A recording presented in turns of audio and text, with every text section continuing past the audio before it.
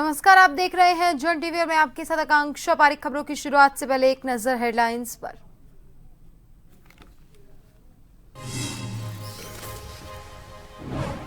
दो दिवसीय रुद्रप्रयाग दौरे पर सीएम धामी ओमकारेश्वर मंदिर के पांडव नृत्य में हुए शामिल। सारी गांव में स्थानीय कार्यक्रम में हुआ जोरदार स्वागत। परंपरा और रीति रिवाजों की ली जानकारी। होमगार्ड्स और नागरिक सुरक्षा स्थापना दिवस पर सीएम धामी ने ली रैतिक परेड की सलामी। इस दौरान कई घोषणाएं की। 9000 फीट से ज्यादा ऊंचाई पर सेवा देने पर 200 रुपए प्रतिदिन प्रोत्साहन राशि दी जाएगी। रामनगर कोतवाली पुलिस ने 2 अलग-अलग मामलों में 6 अपराधियों को किया गिरफ्तार। अपराधियों के कब्जे से 6 अवैध तमंचे और भारी मात्रा में कारतूस बरामद। नैनीताल में कई गुना बड़ा प्रदूषण। प्राकृतिक खूबसूरती दिखना हुई कम। गाड़ियों की बढ़ती संख्या और बड़े पैमाने पर हुए निर्माण कार्य को बताया जिम्मेदार।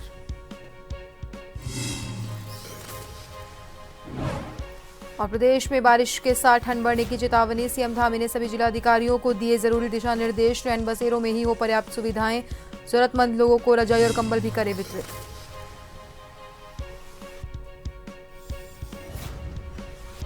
और अब खबरें विस्तार से। मुख्यमंत्री पुष्कर सिंह धामी ने भगवान केदारनाथ के शीतकालीन गद्दी स्थल ओमकारेश्वर मंदिर ऊखीमठ पहुंचे। यहां सीएम धामी ने 7 सालों बाद आयोजित पांडव नृत्य में बतौर अतिथि के रूप में शिरकत की। इस दौरान सीएम धामी ने कहा, ऊखीमठ क्षेत्र आध्यात्मिक, धार्मिक, पौराणिक, सांस्कृतिक केंद्र बिंदु रहने के साथ ही उत्तराखंड राज्य आंदोलनकारी अशोक कैशिव की जन्मस्थली रही है। पंच केदार गद्दी स्थल होने के कारण ये धीरे धीरे वैदिक विवाह स्थल के रूप में विकसित हो रहा है। शनिवार को पांडव नृत्य कार्यक्रम में पहुंचे सीएम धामी ने कहा, प्रदेश सरकार शीतकालीन यात्रा को बढ़ावा देने के लिए धरातल पर काम कर रही है। तेजी के साथ शीतकालीन तीर्थ और पर्यटन स्थलों का प्रचार प्रसार किया जा रहा है। सरकार की मंशा है कि शीतकालीन यात्रा के दौरान यात्रा पर आने वाले तीर्थयात्रियों को बेहतर सुविधाएं देने के प्रयास किए जाएं।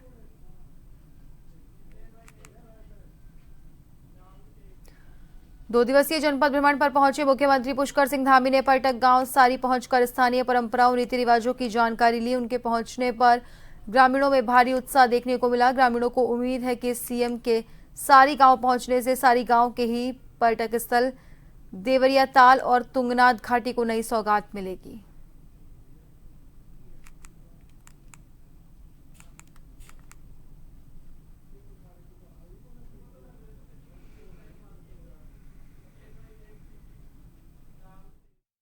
मुख्यमंत्री पुष्कर सिंह धामी ने होमगार्ड्स और नागरिक सुरक्षा स्थापना दिवस पर रैतिक परेड की सलामी ली। सीएम धामी ने इस दौरान कई घोषणाएं भी की, जैसे पुलिसकर्मियों और एसडीआरएफ की तर्ज पर 9000 से ज्यादा फीट की ऊंचाई पर सेवा देने वाले होमगार्ड जवानों को रोजाना 200 रुपए प्रोत्साहन की राशि दी जाएगी। इसके साथ ही प्रशिक्षण पूर्ण होने के बाद एसडीआरएफ के साथ काम करने वाले होमगार्ड जवान को रोजाना 100 रुपए प्रोत्साहन की राशि दी जाएगी। साथ ही 3 सालों में दिए जाने वाले वर्दी भत्ते को भी प्रतिवर्ष किया जाएगा।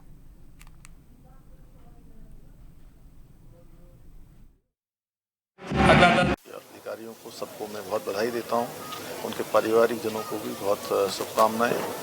और हम सब लोग चूँकि जानते हैं कि हमारे होमगार्ड्स के जवान हर प्रति में और जहां भी हमको उनकी ज़रूरत होती है वहां पर अपने कर्तव्य का भली भांति निर्वहन करते हैं। और सच बताऊं तो जहां कम होते हैं वहां हम होते हैं वाली उनकी जो एक काम करने की प्रवृत्ति है, कार्य व्यवहार है, कार्य संस्कार है, निश्चित रूप से वो हमारे लिए बहुत महत्वपूर्ण है। हमारी चारधाम यात्रा हो, कांवड़ यात्रा हो, कुंभ यात्रा हो, धार्मिक आयोजन हो या विशिष्ट महानुभावों के यहाँ के प्रवास हों या यातायात व्यवस्था बनानी हो, सभी में हमारे होमगार्ड्स के जवान अपने कर्तव्य का निर्वहन करते हैं।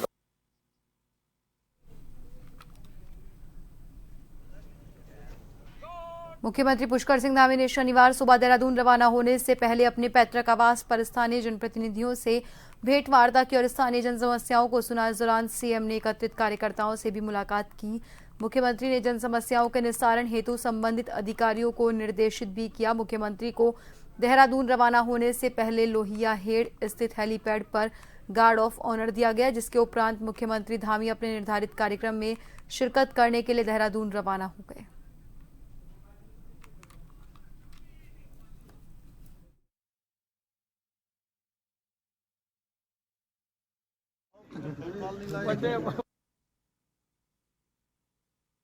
के बाद लगातार बड़ी संख्या में लोग फिल्म देखने के लिए पहुंच रहे हैं, तो वहीं विकास नगर विधायक मुन्ना सिंह चौहान भी अपने परिवार के साथ फिल्म देखने पहुंचे, जहां उन्होंने मेरे गांव की बाट फिल्म देखने के बाद फिल्म की सराहना करते हुए कहा कि इस फिल्म को टैक्स फ्री करने के लिए प्रदेश सरकार से वो अपील करेंगे। इसके साथ ही इस फिल्म की पूरी शूटिंग जौनसार बाबर क्षेत्र में हुई है, जिसको लेकर विधायक ने पूरे प्रोडक्शन की सराहना भी की। आपको बता दें कि इस फिल्म के निर्माता के.एस. चौहान है। फिल्म का निर्देशन प्रसिद्ध फिल्म निर्देशक अनुज जोशी ने किया है। फिल्म के मुख्य किरदार में जाने पहचाने अभिनेता अभिनव चौहान है।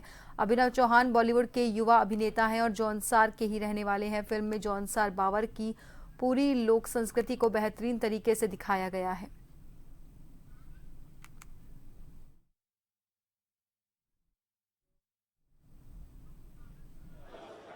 बहुत शानदार फिल्म बनी है, अभिनय शानदार, सिनेमेटोग्राफी शानदार,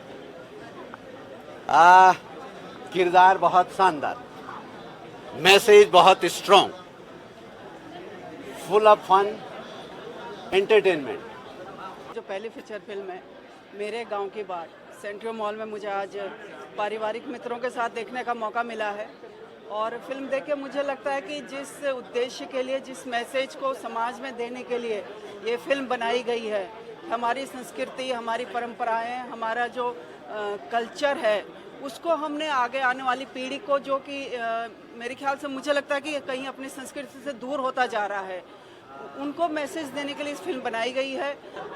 नहीं तो वो तो हो ही रहा है। मैंने कहा कि दिल्ली में लग रही है, हरिद्वार लग रही है और मुंबई से बात चल रही है। मुंबई के और लखनऊ में कुछ लोगों ने मांगा है, जौनसार के लोगों ने या हिमाचल के लोगों ने, तो जा रही है, बाहर जा रही है। ये तो सच है कि 5 तारीख से मूवी हाउसफुल जा रही है। विकास नगर में भी डेली 3 शो चल रहे हैं और हाउसफुल चल रहे हैं, यानी कि 3-3 दिन तक के शो हाउसफुल ऑलरेडी हो चुके हैं। और जो मुझे लगता है इसका एक जो आगे आने वाला समय है वो बहुत शानदार रहने वाला है। और कई लोग मांग कर रहे हैं, जैसे अभी कई यहाँ पे जो थिएटर में लोग आए थे मूवी देखने के बाद, उन्होंने भी कहा कि इस मूवी को डबिंग करनी चाहिए, हिंदी में डबिंग करनी चाहिए, गढ़वाली में करनी चाहिए, कुमाऊनी में करनी चाहिए और अन्य भाषाओं में भी डबिंग करनी चाहिए। क्योंकि मूवी को जो देखने का नज़रिया वो दर्शकों का ही होता है और दर्शकों का प्यार जैसे मिल रहा है, तो इसमें हम जरूर विचार करेंगे कि इस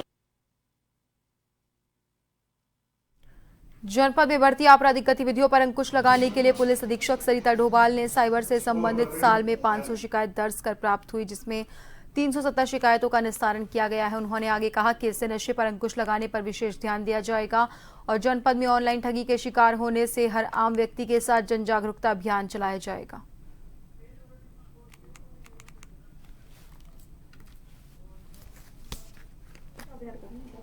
जो नशा मुक्त अभियान जो चल रहा है उसके अंतर्गत जो है उस पर हम लोग कार्रवाई करेंगे। हमारी प्रायोरिटी रहेगी कि जो नशे में इन्वॉल्व जो लोग हैं उनके खिलाफ लगातार हम लोग कार्रवाई करें और इस पे इफेक्टिवली हम लोग काम भी करेंगे आगे। डोईवाला के थानों में बहुउद्देशीय शिविर का आयोजन किया गया। शिविर में जिलाधिकारी सविन बंसल और डोईवाला विधायक ब्रिजभूषण गैरोला ने पहुंचकर विभागों के स्टॉल्स का निरीक्षण किया और फरियादियों की समस्याओं को सुना। शिविर में बड़ी संख्या में फरियादी अपनी फरियाद लेकर पहुंचे और तमाम विभागों के अधिकारी और कर्मचारी मौजूद रहे। आने वाले फरियादियों की समस्याओं को सुनकर कई समस्याओं का निस्तारण किया गया।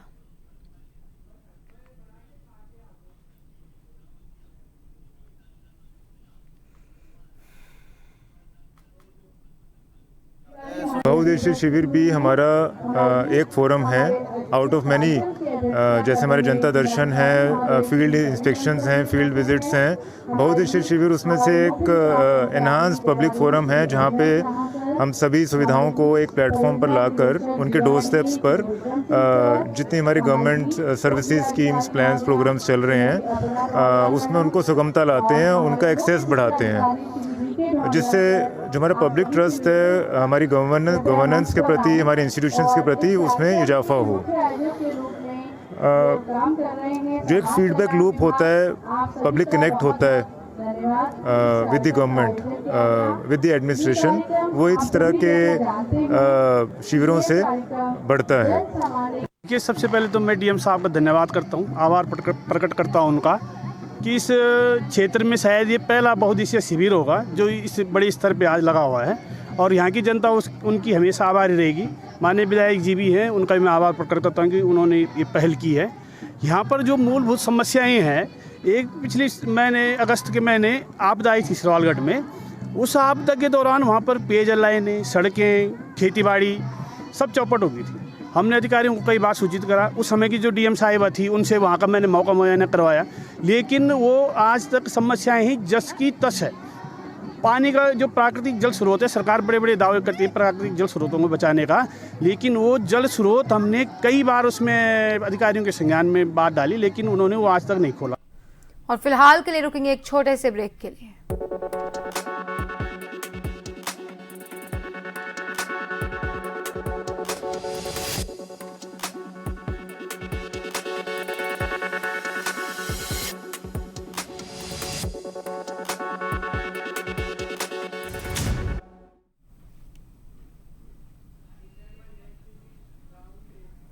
ब्रेक के बाद एक बार फिर से आप सभी का स्वागत है। बढ़ते हैं अगली खबर की ओर।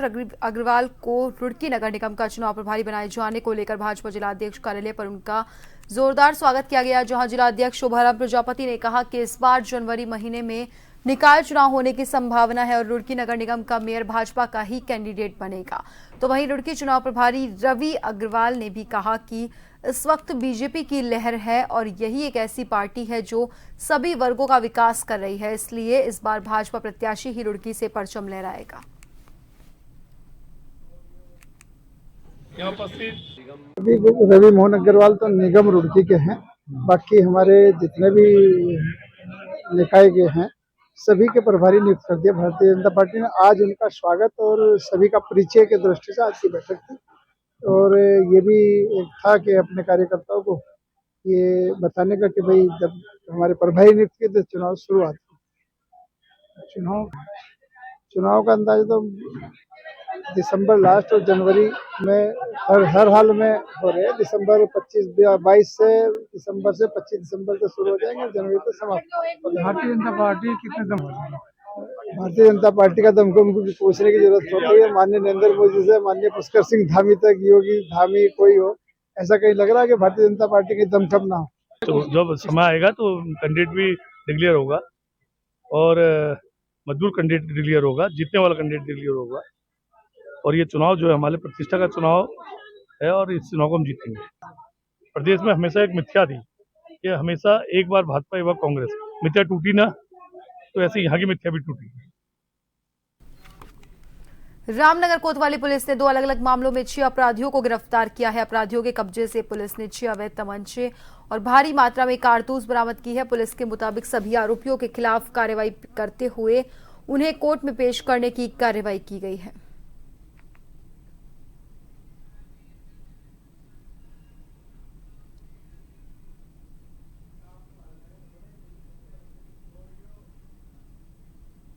देखिए, रामनगर थाना क्षेत्र में 2 अलग अलग घटनाओं में पुलिस द्वारा कुल 6 कंट्री मेड वेपन और 6 अपराधी को गिरफ्तार किया गया है।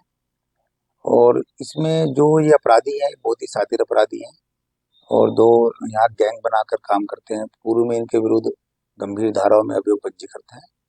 एक वारदात में कुल 4 अभियुक्त है, जिनमें मंकू उनका मतलब गैंग लीडर है, जिसने के साथ 3 अन्य साथी के साथ हमने गिरफ्तार किया गया है, जिनके विरुद्ध गैंगस्टर एक्ट में पूर्व में कार्रवाई की जा चुकी है। 3-7 के मुकदमे दर्ज हैं और इनके सोशल मीडिया पर आए दिन फायर करते हुए लोगों को धमकाने के पूर्व में भी इस तरह की वारदात आई है, जिनमें हमारे द्वारा अभियोग पंजीकृत किए गए थे। आज इनको एक मुखबिर की सूचना पर हमारे द्वारा गिरफ्तार किया गया है।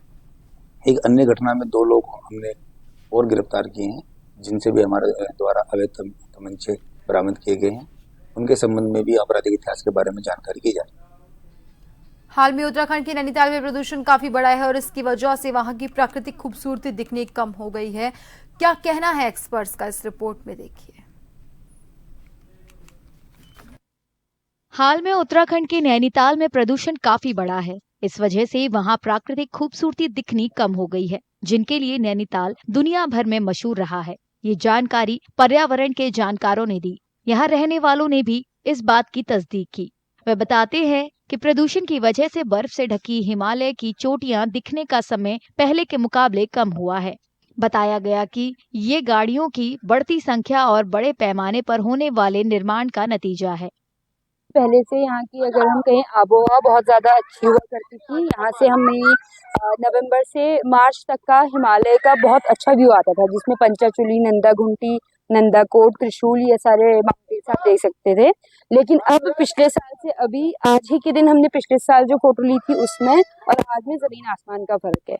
पिछले साल मुझे ऐसा लगता है कि शायद थोड़ा पॉल्यूशन कम रहा होगा, हिमालय में बहुत ज़्यादा बर्फ़ थी, बहुत क्लियर हिमालय दिख रहे थे। और इस साल आप देख सकते हैं इतना हेज़ी हो चुका है, कुछ दिख नहीं रहा है, हिमालय में बर्फ़ बिल्कुल ख़त्म हो गई है। और इस चीज़ का मेन कारण है पॉल्यूशन और जो माइंडलेस कंस्ट्रक्शन हो रहा है पहाड़ों में। ये बात तो सच है कि पिछले 4 सालों में ही देखते देखते हर साल पॉल्यूशन यहाँ पे काफ़ी बढ़ गया है। अभी आप देख सकते हैं कि जो हिमालयन व्यू है, जो नॉर्मली इस साल इस टाइम पे बहुत साफ दिखता है, बहुत ही धुंधला दिख रहा है और बर्फ़ तो बहुत ही कम है इसमें।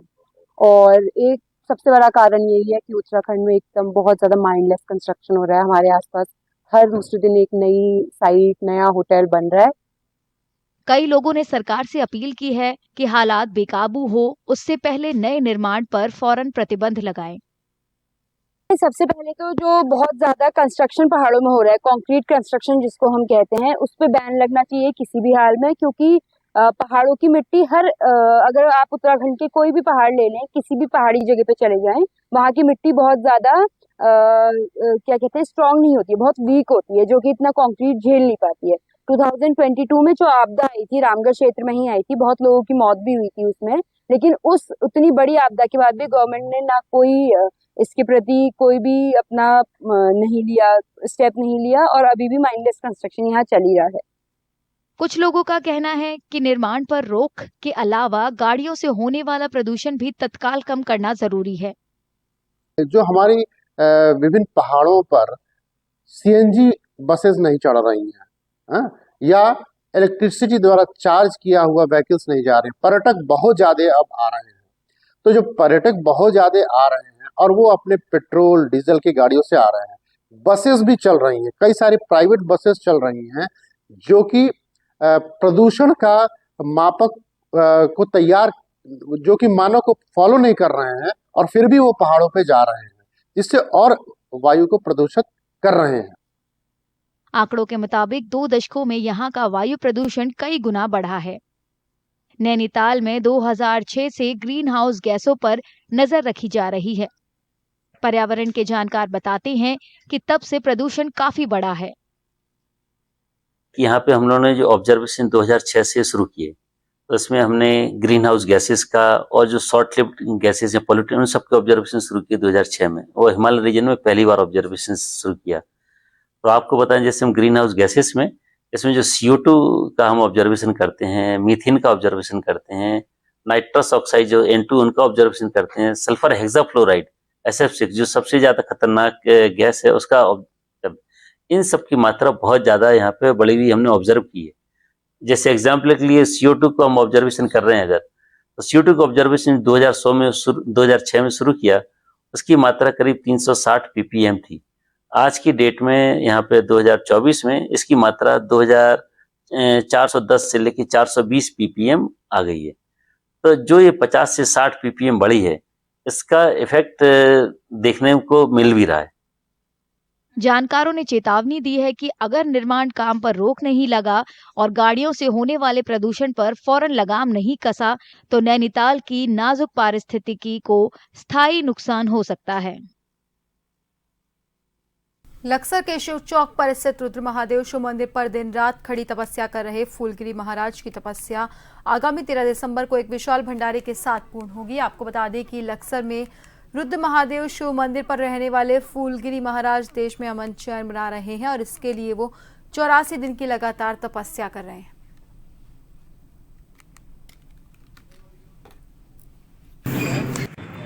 हमारी जो है ये 84 दिन की तपस्या थी।